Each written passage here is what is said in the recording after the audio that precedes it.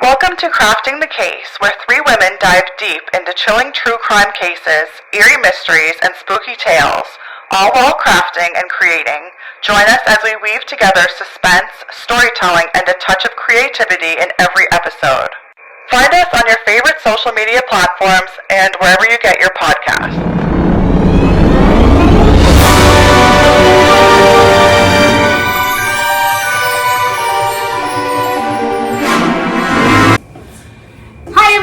Welcome. It's Crafting the Case, episode 9. I'm Sandy. Ashley. Tara.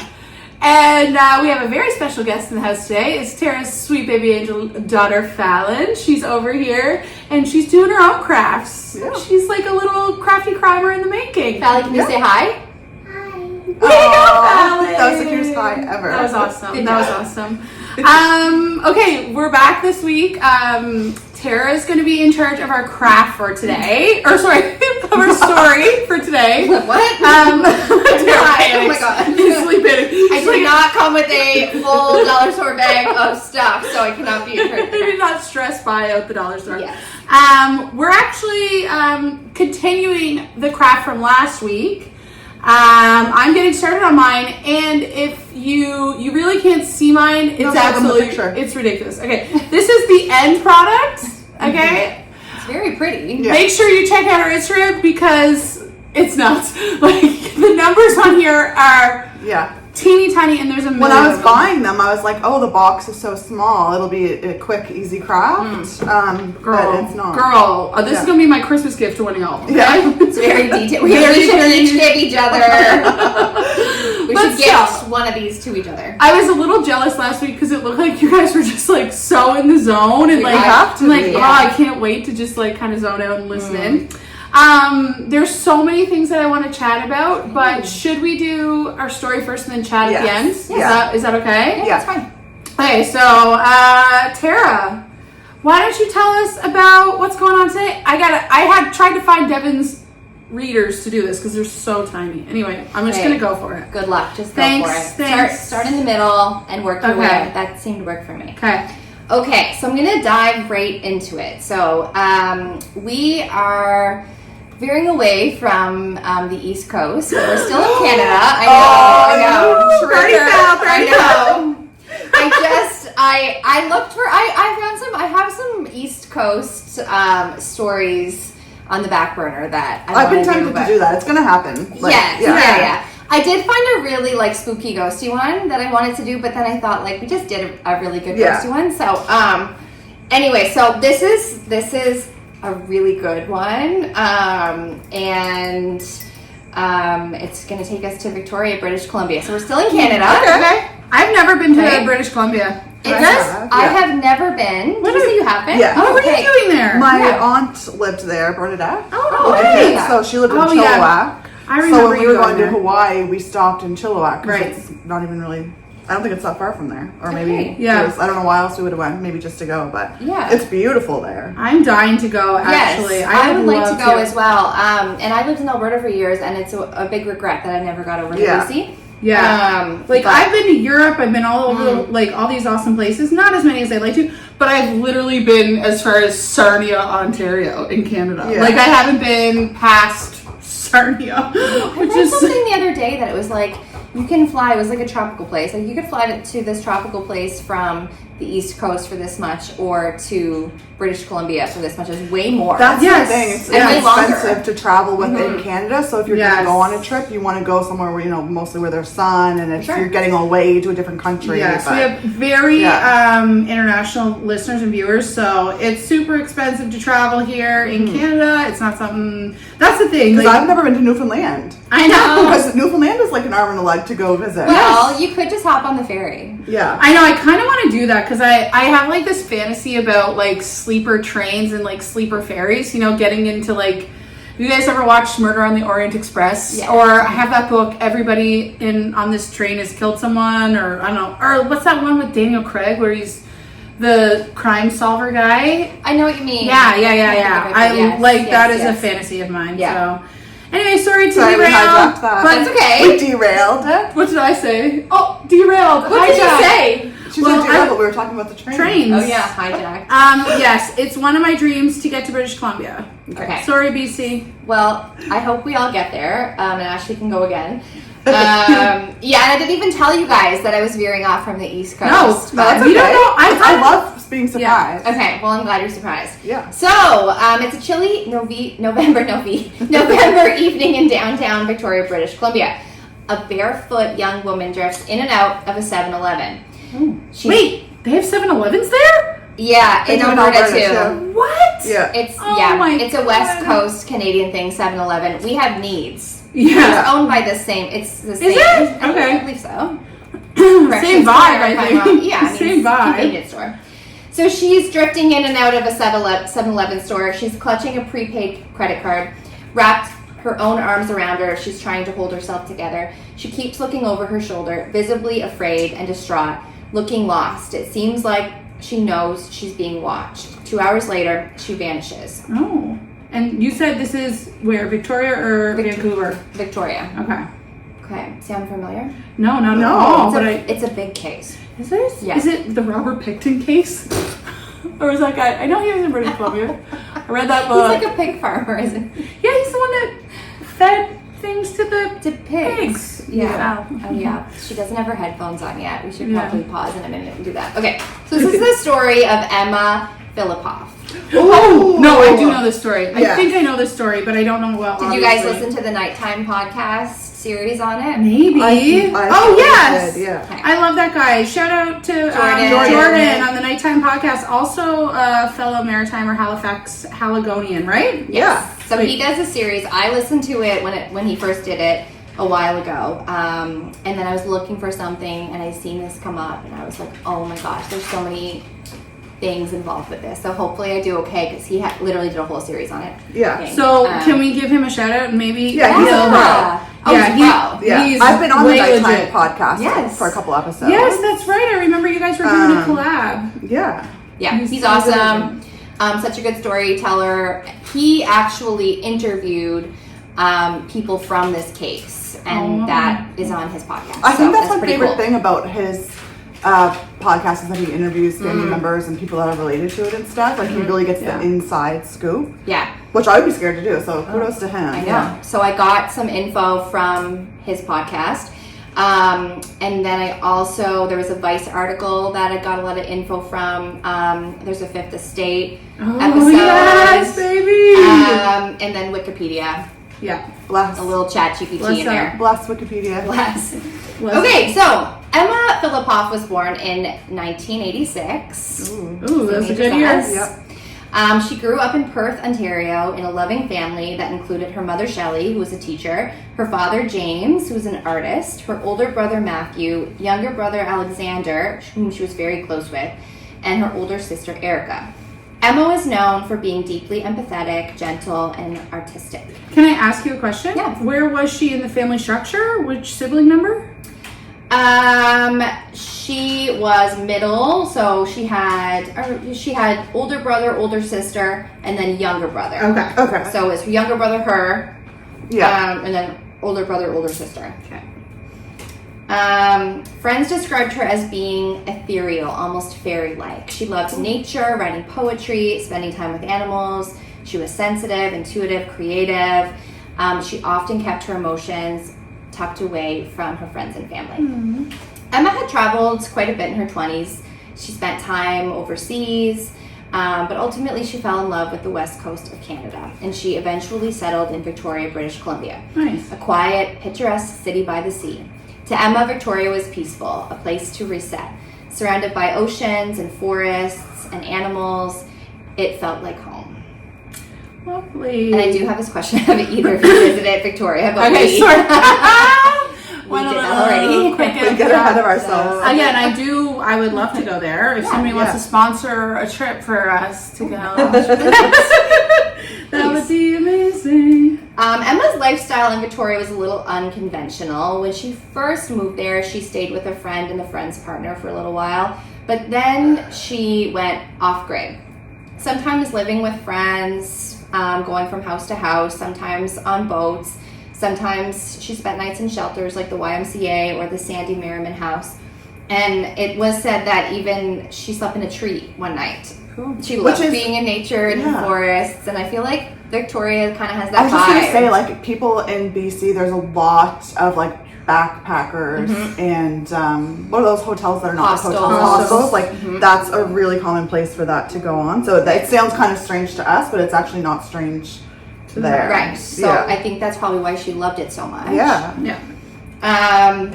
She worked sporadically. She did have a job at a coffee shop as a barista, but soon got let go and didn't say a reason why for that. And then she picked up a job at a small seafood kiosk on the waterfront called Redfish Bluefish. She was known to journal and write poetry for hours. She walked for miles on her own. I do remember one of her friends who Jordan had on his nighttime podcast talking about how Emma would go out and literally just walk for hours upon hours. She did photography. She collected things from the beach. She attracted a diverse circle of acquaintances. She was very unique and curious, and her presence often drew people to her. A friend of Emma's who asked to remain anonymous, citing safety concerns, said Emma stayed on her boat a few times, and just weeks before Emma's disappearance, this individual said that at the time they knew Emma to be very happy, but in hindsight looking back, she also said Emma seemed to give off a vibe that she was maybe running from something. Oh. Okay, I probably missed this because you really do have to focus it on the Yes, you do. How old was she when she moved to BC? 25. Oh, okay. I didn't say that. So yes, she was 25 when she moved. So she's a little, not old, that is not old by any means, but older than I kind of thought. Okay, yes. So thank you, Sandy. So she's 25 when she moved. And you know, when we get to this incident that happens, she is 26. So she's only been there for about a year. Yeah, okay, cool. Friends later recalled that Emma's behavior could sometimes be seen as erratic. Micah, who was the friend on the Nighttime podcast, said Emma occasionally binge drank and had some strange dietary habits. At one point, she ate only popcorn and olives, and later she ate only fish. Okay, but we've all been there. All popcorn all the time? Oh, 100%. I was in university a vegan for like a year, and I just ate chips. That is vegan food. You're not wrong, okay? Takis. Vegan. and drank organic wine. That works. God. That counts. Yeah. Yeah, so I mean, is that so weird?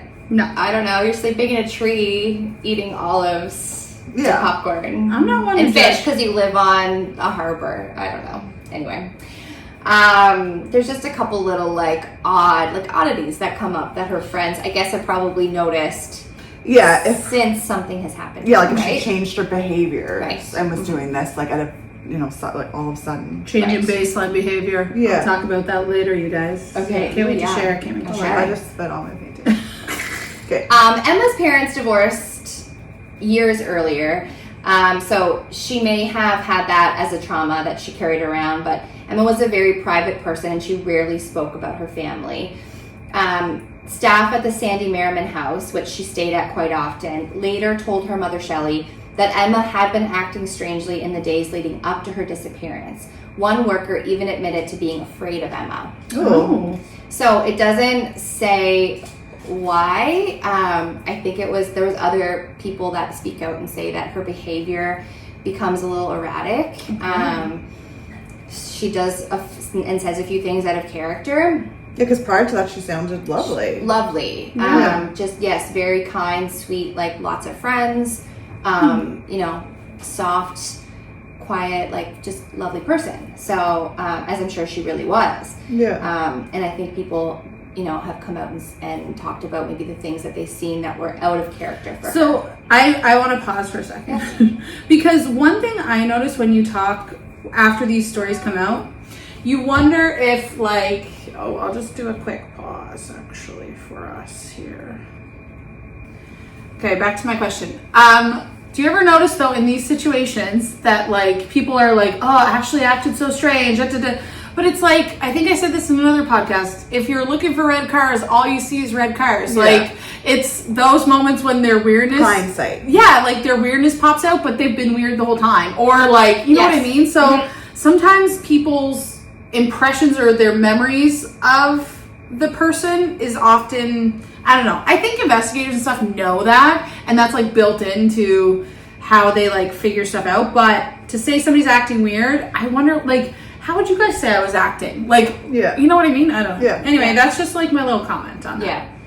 Yeah, and with the circumstance too, maybe, you know, sometimes people are looking for something that maybe isn't there. Yeah. But I definitely do think there's something to hindsight. You know, when you're deeply involved in a friendship or relationships, like sometimes we don't always notice those little off-putting things, right? Yeah, we can just so easily be like, oh, I just having a bad, like I didn't even notice it, you know? So I think it's a double-edged sword for sure. Okay, so here's our first little kind of weird thing. Julian Hewitt, a young man from Emma's hometown of Perth, had a crush on her, was very known to everyone, including Emma. After Emma moved to Victoria, so did Julian. Oh, from where? He was from Perth too. Sorry, from her hometown. What They what? knew each other from their hometown. Okay. They were not dating, they never were, but he kept showing up in her life. No. Some people called him obsessive. People, if you're listening, don't do that. Thank you. Take a hint. Just don't do it. Don't follow the girl to another province. Don't. Please. Especially if she doesn't want you to, okay? Right. Yeah. So others thought he meant well. In 2020, in a 2020 interview on the Nighttime podcast. Wait, Jordan had this guy on his podcast? Yes. Jordan?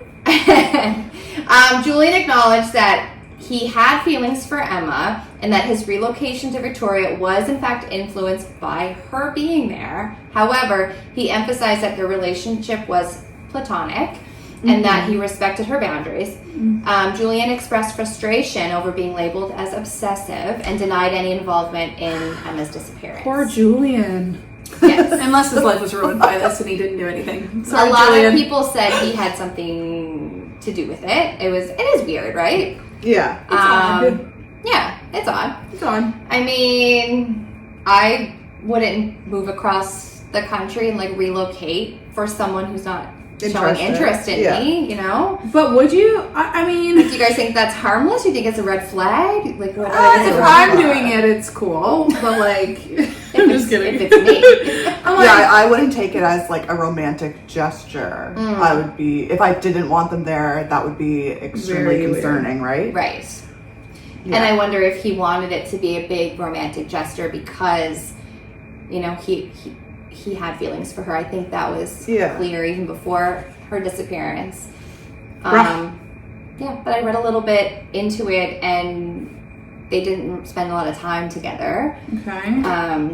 So they weren't like besties. No, they weren't like red flag. Yeah. Okay. So kind of an odd thing, but this guy's name is Micah. No, Emma's girlfriend is Micah, and then this guy's name is Julian Hewitt. Julian, you're in my mind murder board. I'm starting to string the strings together in my mind. Julian. Number one. Except I can't remember anybody's names. Okay. So, now we're going to talk about some things that happened in the week leading up to Emma's disappearance. There are several odd occurrences and some questionable behavior.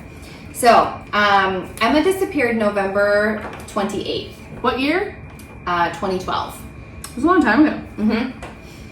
So on Wednesday, November 21st, Emma asked a tow truck driver to pick her up from Sandy Merriman House and drive her about 40 kilometers west of Victoria. What kind of totes did they pick up?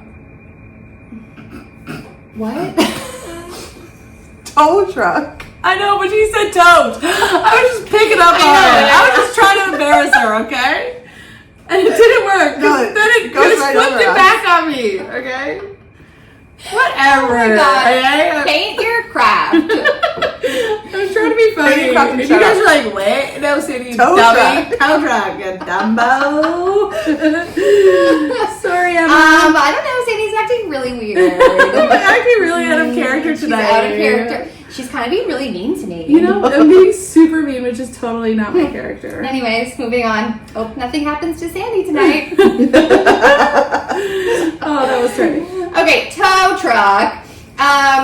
Emma had a red Mazda van and she wanted it towed back into town. She told the driver she planned to surprise her family by moving back to Ontario. Oh. That was about a week before her disappearance. On Friday, November 23rd, Emma called her mother Shelley in tears around midnight. Aww. She said she wanted to come home. Shelley was alarmed but agreed to book her a flight. Then, the next day, Emma called back to say never mind. She'd figure things out on her own. So we kind of start a back and forth between Emma and her mom about Emma wanting to come home and then no, never mind. So that night, Emma called her mom again, this time begging her mom to come to Victoria and help her pack. But by morning, Emma called her mom back to say not to come. Oh. This emotional roller coaster repeated itself several other times, and on Tuesday, November 27th, the day before the disappearance, Shelley called the number Emma had been using, and a worker at the Sandy Merriman house answered. This is how Shelley learned that Emma was staying in a shelter, and she was not privy to that information before, which kind of surprised her. And with Emma's back and forth behavior, Shelley decided to immediately book a flight for the next day. I was just gonna I just know you guys are moms. I know I was just my gonna mom. I'd be say- like, my mom would be out there. Yeah, mine too, and I would as a 100%. mother too. Yeah. Yes. If my kid, I literally just said to someone, if Fallon moves away for university, I'm probably also moving.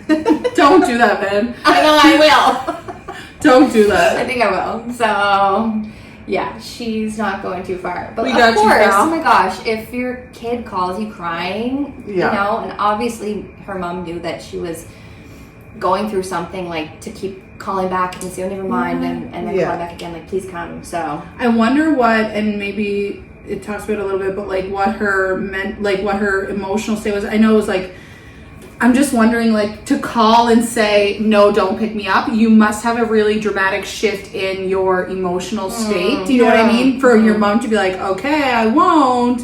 Now I will. You know what I mean? right. Yeah. Mm-hmm.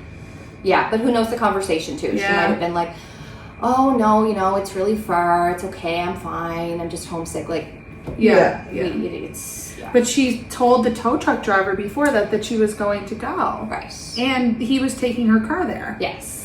So, Interesting. a little bit of confusion and back and Where forth. was he taking He was taking her car. To Ontario. He was No, the tow truck driver wasn't going to tow to Ontario. Her vehicle was like 40 kilometers outside of Victoria, so she was trying to get it back. Oh, And then she had and been she told- said, my she plan told is to drive home. I don't know if she was going to drive home or not, but she said she was going to surprise her family. Okay, yeah. Sorry, good pickup, Ash. No, I think that you did say that right. I just was so And I confused. misinterpreted it. Yeah. As usual. As usual, funny. All right, We're so so mean tonight. We so mean. Oh my gosh. So now we're going to get into the day of the disappearance, November 28th, 2012. Emma was seen at the YMCA that day. She appeared by those who've seen her as being paranoid.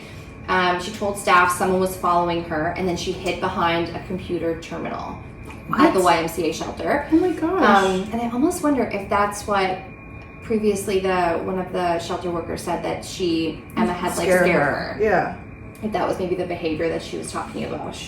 That afternoon, Emma entered a 7-Eleven barefoot. Security footage shows her purchasing a $200 prepaid credit card. Her body language is anxious. She holds herself tightly. She looks around constantly. So you can go online and look at the security No footage. way. And it does. Like, she's like this, and she's like looking around and like looking outside. She goes back outside the 7-Eleven and in several times. So she just looks very uneasy. Yeah. You can feel like the anxiousness, like something is not right. bothering her. Something's going on. At that point, she flags down a taxi and asks the taxi how much it would cost to get to the airport. The driver tells her $60. Emma leaves the cab saying it's too expensive, which is strange because she does have a prepaid credit card. And at the time, her family had said since that they suspected she had several $1,000s in her bank account. Oh, nice. What? So to say $60 was too much. Also, just to be so close getting in a cab and going to the airport. Imagine being in that cab, dude. I was just gonna say that you'd be so conflicted because there's a woman that's like in clear distress, and you want to help her, but at the same time, it's your livelihood, so you're not going to drive her for free you work for or give someone her else, a deal. right? Like, Of course not. Yuck. Yeah. Not nice. Yes. Okay, so at 6 p.m. that evening, Dennis Quay, an acquaintance of Emma's, saw her barefoot and behaving oddly near the Empress Hotel. Totally thought you said Dennis Quaid. Shout out to Dennis Quaid. Actually, he might be not on our good side anymore, but what did he do? I think, I don't know about his political views and stuff. Remember our conversation last week about supporting people like P. Diddy and stuff? But I don't know. Listen, Dennis, don't come for me. I don't know what your vibe is. Wait, he's supporting P. Diddy? No. I just They started a huge rumor. Yeah. I mean, like, I love Dennis the Quaid. Crafting the Case podcast has confirmed Dennis Quaid supports P. Diddy. I don't know if Dennis Quaid is a P. Diddy supporter. Like, I definitely almost for sure know Dennis Quaid is fired from all future jobs. But wait, Dennis Quaid is in, like, Shoeless Joe. Do you remember, like, that baseball movie that dude's in? Oh, he is in a baseball movie. Yes, Field of Dreams, maybe? Yeah. Yeah, anyway. He's such a nice big smile. I know, he's a nice big smile, but I don't know what his vibe is anymore, so don't progress. Well, anyway, he's not in this story. There's Dennis nothing Quaid. to do with him in this podcast. Yeah, there's no duh. It's just Quaid. Quay. Okay. Confirm. Now my brain can comprehend that. Okay, Dennis Quaid. Dennis Quaid's biggest fan. Like, if you have a last name Quay, don't name your kid Dennis.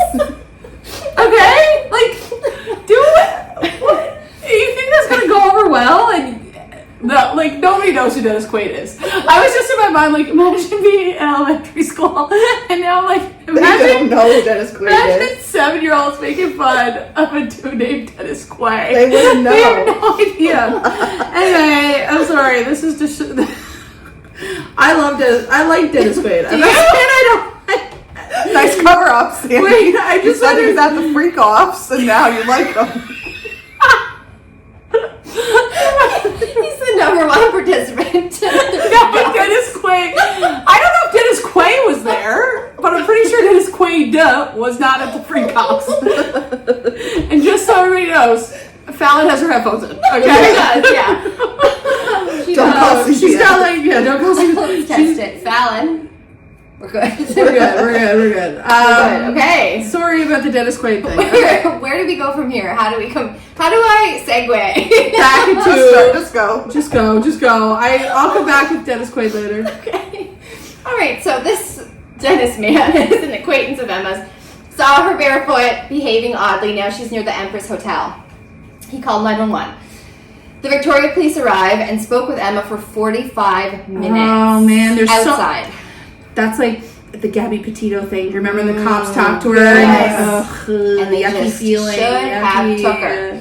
So, spoke to her outside the Empress Hotel for 45 minutes. She appeared distressed but coherent. The officers determined she was not a threat to herself or others and allowed her to leave. They don't take her into custody. They leave her barefoot outside in November on a cold, damp night, and she's never seen again after that. It's really hard, though, because the police encounter multiple people a shift, and they have to decide who needs help and who doesn't, right? So it's like they're obviously going to make the wrong choice. Sometimes. Like, unfortunately. It's not a job that I would envy, No. I don't think. No. And I talk about this a bit later towards the end, but 2012 was a really bad year for homelessness in Victoria. So if you try to put it into perspective, maybe Because I'm just thinking, like, there's this young girl outside with no shoes on, like, she's acting erratically. People are calling in being like, this is not... But that's the norm downtown. Right? I mean, she's not harming anyone or herself, so... Yeah, but she's a perfect, vulnerable person. She's very vulnerable. Yes. Oh, that's too sad. As of right now, or what I could find, there are no public interviews available with the officers that had encountered Emma and talked to her that evening. Yeah. That very night, Shelley landed in Victoria. And That's the mom. That's the mom. Okay. And she learned that Emma had vanished just hours before her plane landed. The police began searching right away. They found Emma's van with personal belongings, journals, her laptop, her camera, her passport. It had appeared that maybe she might have been living in her van as well. The Victoria Police Department started using a dive team. They searched the waters of the inner harbor. What am I saying weird words? I'm not saying anything. But Herbie is the cutest word for harbor. Like, I can't speak. This summer, make sure you visit the Halifax Herbie. That is flipping The Harvey Hopper. The Harvey Hopper. Where are you guys going for dinner? Oh, just down to the Herbie. Y'all want to come? What's up? Who's going to the Herbie? That is adorable. I'm not making fun. That's cute as heck. Okay? No, but it's I like not a time to be cute. No. Okay. The harbor. Shelley, Emma's mom, formed a search party on her own of volunteers to look for Emma. They scattered the streets of Victoria, hoping to find any signs of Emma. But other than some unconfirmed sightings along the Harvey, it seemed like she disappeared without a trace. Oh my God. That's crazy, man. They had CCTV and stuff back then. Yes. So it did get a lot of media coverage. Okay, that was almost 17 years ago now. Holy smokes. Yeah. Shelley, the mom, her search efforts got a lot of media attention, as we just said. She plastered posters around Victoria. She gave news interviews. She took to whatever social media there was at the time. I think, sorry to interrupt, but I think it also shows that she is not just like a regular vulnerable person on the street, because a lot of people that are on the street, their families aren't necessarily looking for them. Right? So for the fact that she went missing from downtown, her mom's out there looking for her, right? It shows that something was really off. Yeah, for sure. I mean, her mom didn't even know she'd been staying in shelters. Yeah, that's crazy. So. Shelley was out on the streets interviewing people who may have ran into or seen her daughter in the days leading up to her disappearance. November 7th, 2014 is where the Fifth Estate covered Emma's story. Oh, I'm going to watch that tonight. I love the Fifth Estate. It's really good, yeah.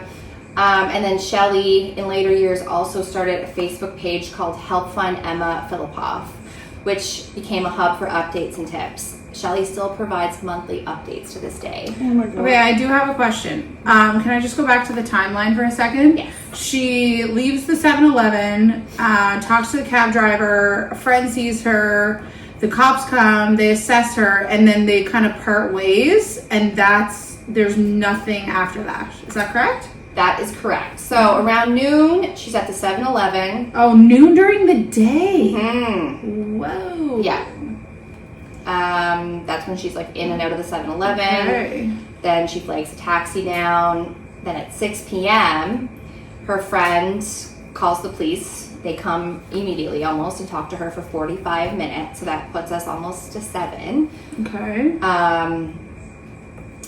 And then after that, she's not seen again. Terrifying. Yeah. Okay.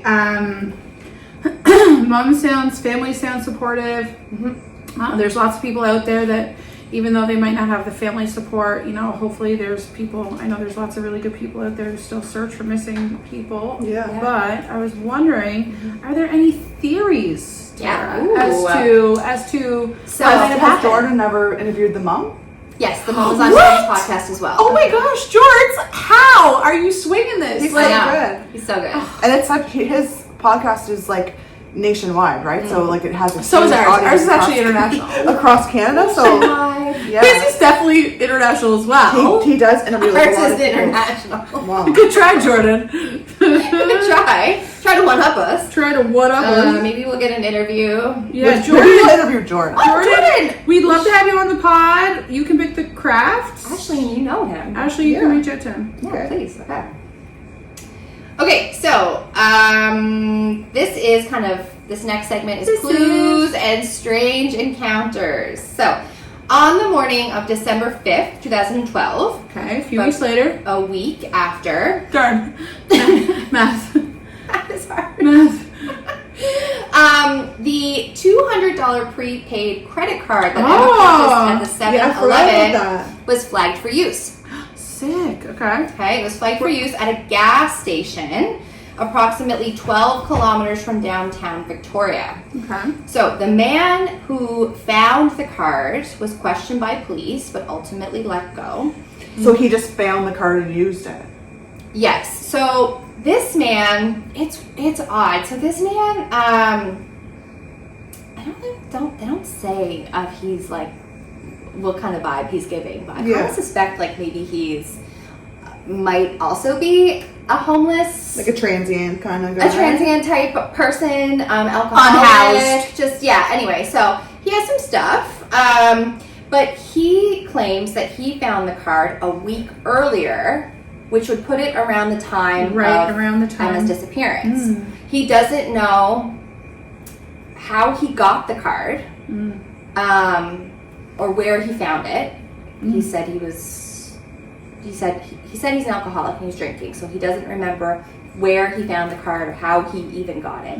And he was kind of afraid to use it, but a week later he decided to go into a gas station and try to use it, and that's where it got flagged.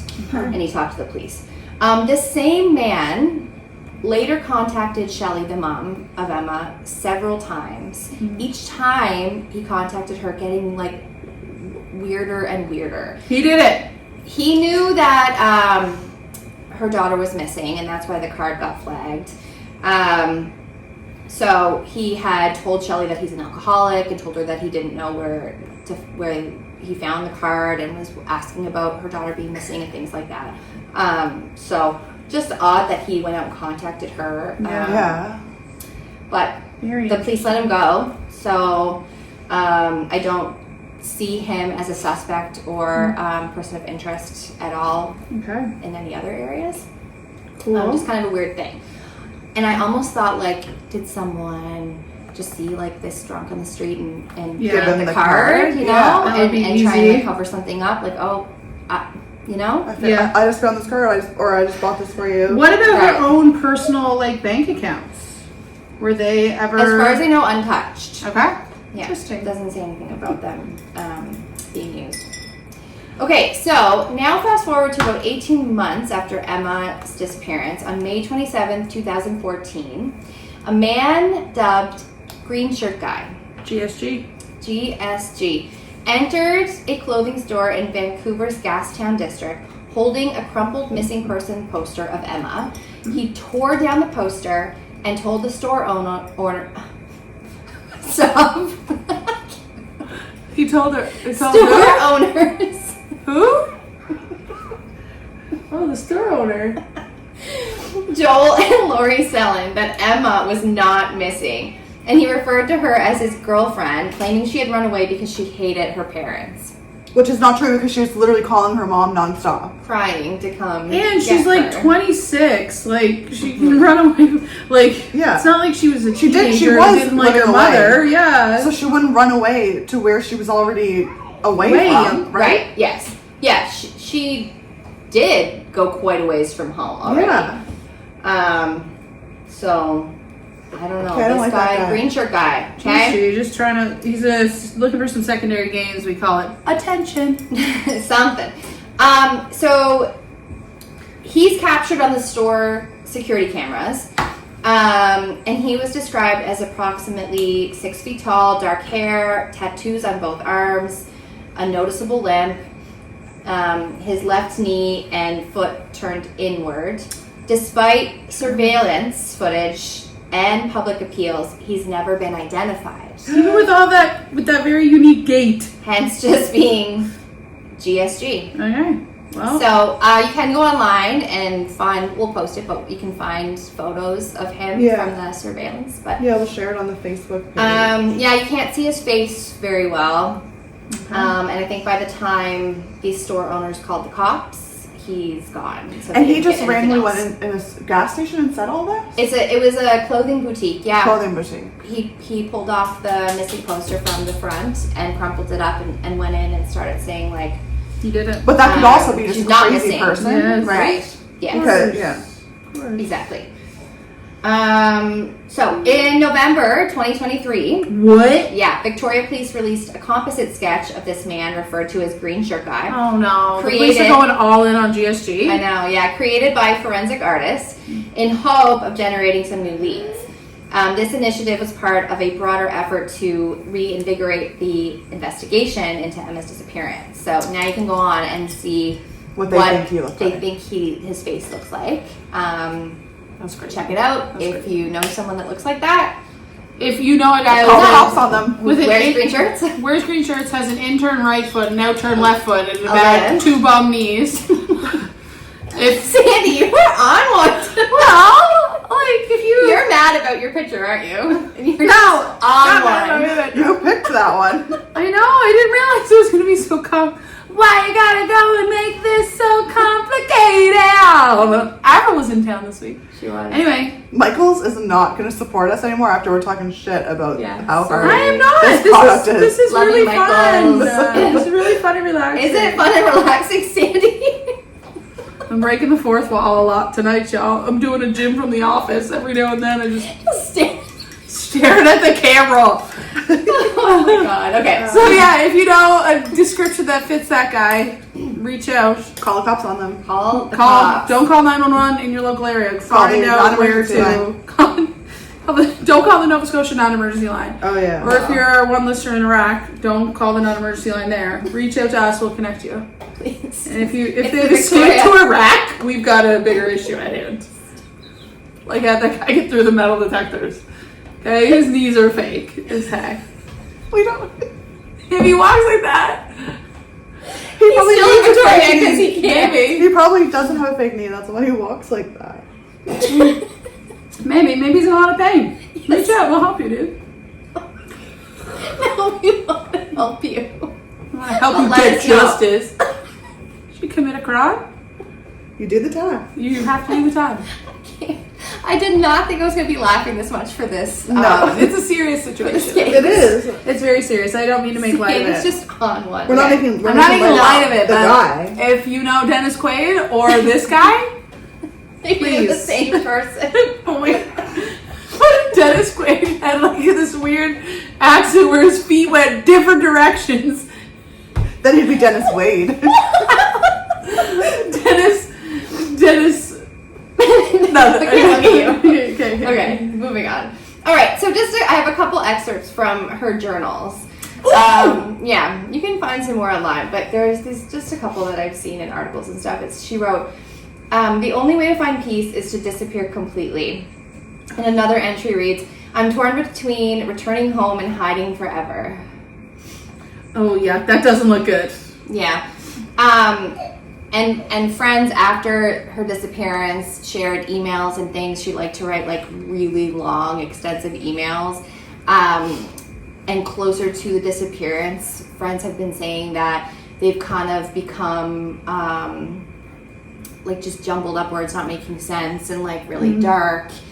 This is giving totally like Elisa Lamb. Yes. Yeah, I know. You know what? It's funny you say that because really they've also, bad. I was reminded by that when watching the security footage. Yeah, of that Emma was outside weird. the 7-Eleven, and then the footage of Lisa Lamb too outside the The what was hotel. the hotel? Yeah, The Cecil Hotel. Cecil Hotel. Cecil Hotel, yeah. and like outside the elevator and stuff. Yeah. Like just very erratic Yeah.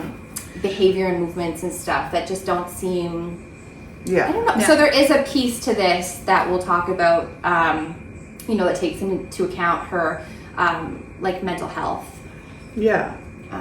as well. We start to see that a bit more. So theories. Theories are endless for maybe what happened to Emma. Friends suspect that she may have had some sort of psychotic break. Yeah. She may have run away. She may have taken her own life. She may have been abducted. There's, theories. People are talking about like sex trafficking, kidnapping. Others wonder if she just left willingly and not wanting to be found. Yeah, that's also a possibility. Right. Which would be a hard one to accept as a parent. Yes. But I would, you would think that she would tell, I don't know. Yeah, somebody trying to podcast about it. Yeah. Right. So, without evidence, everything is simply speculation. Her friends and family have now lived for years and years with the torment of not knowing. Her mother, Shelley, suffers from PTSD from this experience of missing her daughter, not knowing and that guy, what's happened. Preacher guy? And her mom has never stopped searching. And like I said, she's still updating the Facebook page. They also have a website that will link that has a lot of interviews and actually has all of the security footage and things like that. In an interview for Vice, Shelley says, "I'm not buying a happy ending at all. Unfortunately, what's sticking in my mind is that someone has her." She goes on to say, thoughts of kidnapping or sex work or Emma having a psychotic break, being involved in drugs, even human trafficking are all potential scenarios at this point. Despite having negative thoughts and feelings, Shelley continues to search for Emma in hopes of any new leads. Shelley ends this interview with saying, "We are sick with worry and we just need to know that you're okay. If you don't want to come home, it's fine. We just need to know you're okay." Right. So very heartbreaking That's for a family that has done so much to shed light on this tragedy for years and hasn't gotten anywhere. There's been so many... And hasn't given up. And there's been so many like little weird occurrences and leads, but nothing has, led to anything, which is very frustrating. Crazy. Yeah. So, Emma's story doesn't exist in a vacuum. In 2012, Victoria faced a homelessness crisis. That year alone, over 40 people from the street community had died. A surge, especially in the spring and summer. Yeah, a lot. That's crazy. Yeah. Causes range from pneumonia to overdoses to even fires in makeshift camps. A summer in Victoria saw 3 times the usual death in 2012. So advocates begged for action, for shelters, for policy change, and Shelley still searches for her missing daughter, and I'm sure there are other people searching for their missing loved ones. I was just going to say, part of her PTSD is probably from seeing all these other unhoused people on the streets and the situation that they're living in. If she's looking for her daughter, she'd be seeing that day in, day out. Yeah, just perpetuating the sadness for her. Yeah. Yes, for sure. As of right now, there remains a $25,000 reward for any information that could lead to finding the whereabouts or what happened to Emma Fillipoff. Her disappearance is a mystery still, but also, highlights the need for policy change and the gaps in our system that particularly deal with mental health crisis and homelessness. So Emma was crying out in the days leading up to her disappearance. And though it was noticed, it wasn't enough for anyone to take action with, trying to help her in the state that she was in. So I think, if anything, we need to look at that and change how we respond to mental health. Yeah. And how we treat people living on the margins. Yeah. Wow. Yeah. I wonder how Jordan got so involved in it. Like, was it just a story? I have to obviously listen to his podcast, but I wonder if it was just a story he heard that he was like, you know what, this is really fascinating. I want to know more. He does a lot of missing person cases, and he gets really involved with the family and is sharing all of the articles, which is a help to the family. Totally. And he's just a really respectful interviewer and podcast host, so I think people feel comfortable sharing intimate details. We don't know. Yeah. Sorry. I'm trying to be respectful. Apologies. No, I mean, we mean the best, and of course we want to get this information out while, telling this story. And of course, if anyone has any information on the disappearance or the whereabouts of Emma Fillipoff, please contact the Victoria Police Department, or you can reach out through Help Find Emma Fillipoff Facebook page. Like I said, there's still a $25,000 reward. Nice. Yeah, this is your second missing persons case. I know. You have a spot for them too. I think I do. Yeah. And you know what? It's not funny, but it's just like, I find them so dissatisfying, right? Yeah. Because there's no closure, there's no ending, and you just feel like that heartache for the family. Yeah. But at the same time, I do think it resonates with me. Like I do like the idea of telling these stories and getting the information out. And these are the types of stories that I think I like listening to most, and that really. It's because there's a little bit of hope left. Maybe that's it. Yeah. It's like there's hope. Yeah, that you're right. Some like obviously us sharing this is not going to solve the case, but it's like like. People now will go to her mom's Facebook page, and there's just hope. Even if there was ever like a resolution to this, we would get to see that there was some kind of ending. Like, and it's like that, that JC Duguay story. Like she was held hostage for like 18 years or something. Like those things do happen. Yeah, and people do get returned if they're taken. Yeah, not all the time, but sometimes there are endings. Sometimes there are. Yeah. So And I think that's probably what you're looking at. I think so too. And with these types of stories, like if there's any like updates and stuff, like then I become not obsessed, but like I'm like, oh my gosh, I have to listen, I have to read this. You want to know. Like, you do want a resolution. You're hoping for the best. I think we're human beings, and we want I think you're right. It's so dissatisfying because I can't imagine somebody in my life just randomly vanishing. Like that's crazy to think about. Yeah. So it's just where'd you go? What's going on? It's just hard to imagine happening to you. So yeah, great job on your story, Tara. Thank you. So hopefully we'll remember, as previously stated, we always say, oh, we'll put this in, and we never do. So I think for when we did the Kimberly McAndrews story, we did a really good job of connecting some of the info there. So we put things up. We put things up, so we're going to try it again for sure. I will do that because I have all the info. Okay, and send me the info. Places, so I will send the stuff. And send it along. We'll get it put up. And perfect.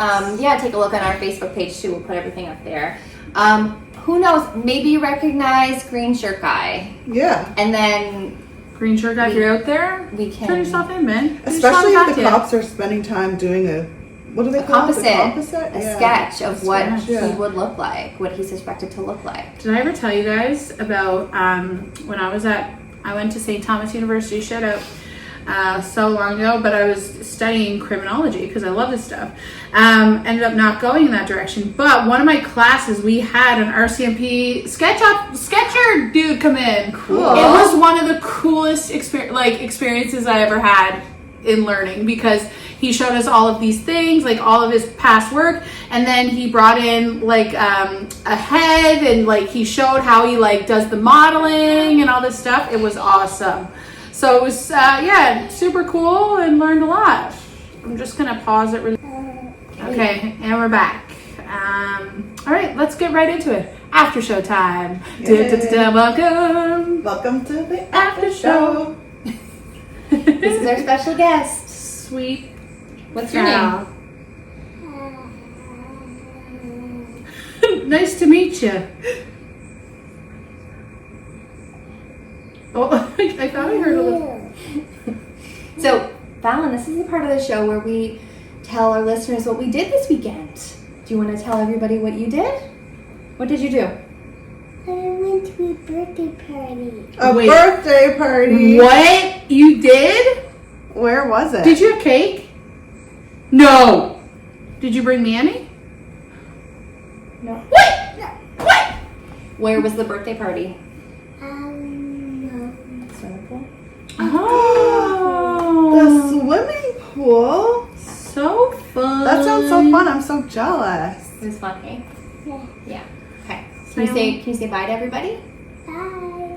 Thanks for coming on the show. Our first guest. That's no, our second. Sorry, Second. Dev. Dev was here all the time, though. Our second guest on the podcast. Can you wave? Give a good wave. Oh, it's perfect. It's perfect. Special thanks to Fallon. Yeah. Back with her headphones on now, so we can talk about all the debaucherous things we did all weekend. Any freak offs? God. We were just saying how funny it was when Ashley said Dennis Quaid was in the freak offs. Maybe what? I don't know. We have to look into that. No, we're gonna get sued. We Dennis, I don't think you're in the freak offs. No. I can't say for sure because I didn't see them all, and Or any of them. Unfortunately. No, Ashley. Ashley's following the case very closely. She's going to give us a full rundown next weekend. Okay, so what did you guys get up to? How was your week? What's going on? I have absolutely zero updates for this week. I don't know what happened. It just rained a lot, and I can't remember anything that happened. So Exciting. It did rain a lot, which is That's- kind of a block. It's a very maritime-y thing. I don't have anything to share. Yeah. Okay, before we get into this, I want to ask, was there any emails? Is there any There were, stories emailed to us? I'll give you the email updates. No emails. So make sure you send us an email at craftingthecase@gmail.com. Love to hear your creepy stories. We did get some new listeners though. So listeners include now Nigeria, the Netherlands. Oh my gosh. I know. Thanks everybody for tuning in. Make sure you tell your friends about Crafting the Case. We get things inaccurate and make it up ourselves. So don't sue us if we mentioned you. It was all fictitious, Dennis. So no new emails this week, but still hoping for some spooky stories to come in. I just walk around and people see me and they're like, oh, I have something to correct you on. And I'm like, excuse me, email it. Don't tell me your life. Yeah, if we can't remember for the episode, how are we going to remember when you tell us days before? Don't do that. Just send me an email, man. I can't remember all of the things. So otherwise, no, like it was a great week for the podcast stats wise. So thank you everybody always for tuning in. Yeah. Love it. And actually I had my book club this morning, Debaucherous Weekend book club this morning. And people were saying that they are catching up on the episodes. So some people are a few episodes behind, which is totally okay. Glad we can give you a little bit of content. And you can just slowly enjoy them as you move along. I'm happy for that. Yeah, and if you don't want to watch or listen, just click. And stop being our friend. Okay? Yeah. If you don't want to watch or listen, don't. And unfriend us. Unfriend us. But click on the podcast. And friend us harder, but don't talk to me. Don't look at us. Don't look at us. Just click. Just click. You can still email though.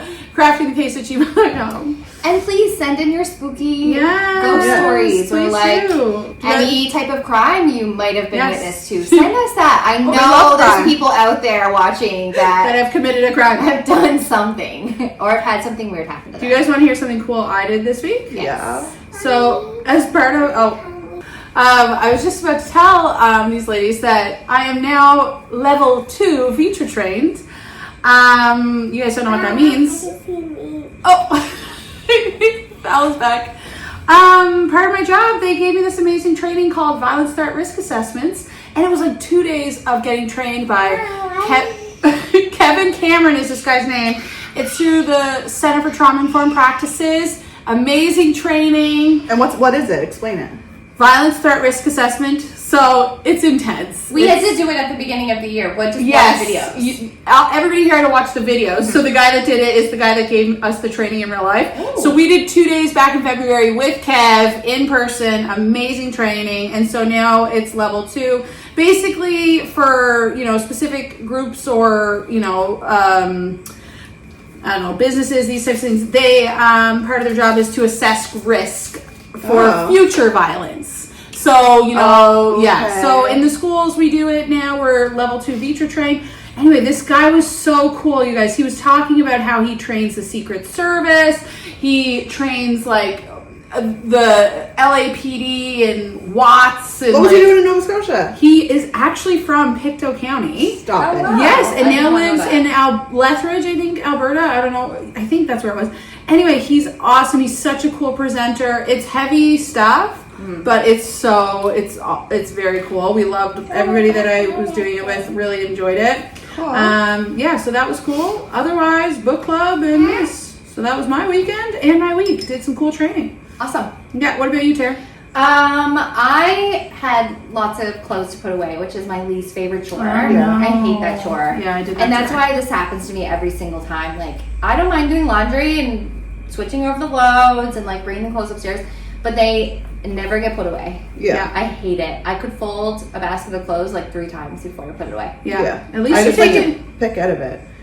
No, I can't do that either. At least you take it out of the washing machine. Like I do. That's good. Yes. Yeah. I That's do, good. but I hate putting clothes away. So I did a lot of that. I feel you.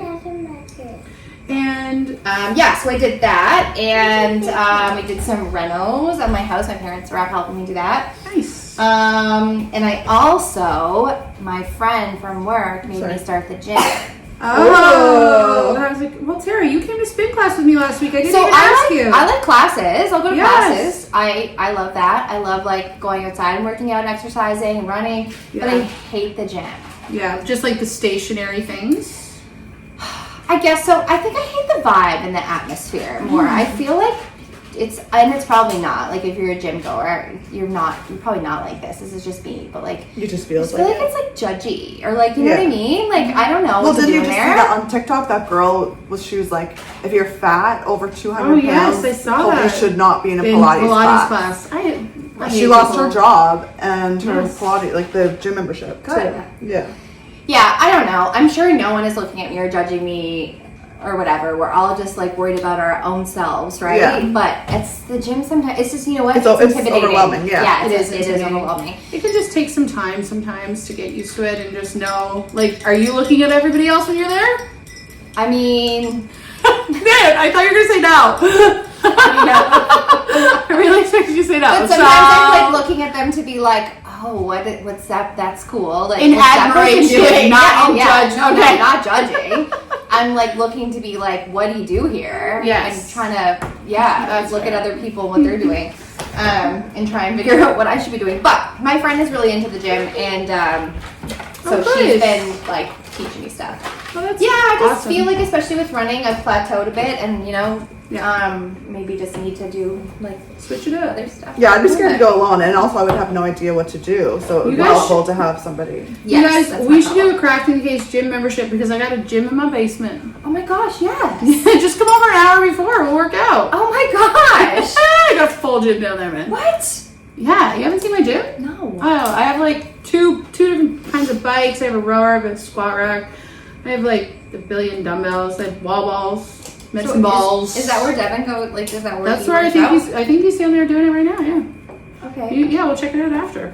Amazing. I also have a tiki bar, so it's a very interesting basement situation over You can here work out and at then the go. headquarters. Work out, go for a drink. tiki bar, Craft. crimey crafters. Yeah. Okay, cool. Yeah. Anyway, as far as our announcement, maybe we should tease it a little bit. I think you should. Okay, our little tease is the Crafty Crimers. Okay, wait. We do need to come up with a name. Is it going to be Crafty Crimers or Crimey Crafters? Because crafters is an actual word, but we're not crimey. We don't do crime. No. Crafty crimers. Yeah. I've been saying. Crafty Crimers. Okay, that makes sense. Oh, I put a little bit too much water on my thing. Okay, Crafty Crimers. Yeah. Okay, Crafty Crimers. Or hitting the road.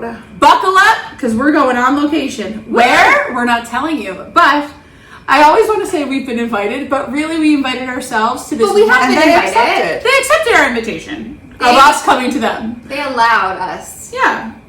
So we're not going to give it away yet, but we will say an amazing place in Nova Scotia has accepted our invitation to come to them and to do an episode. So And the episode that we're going to be doing talks about something that took place where we're going. So it's in relation to the case where we'll be.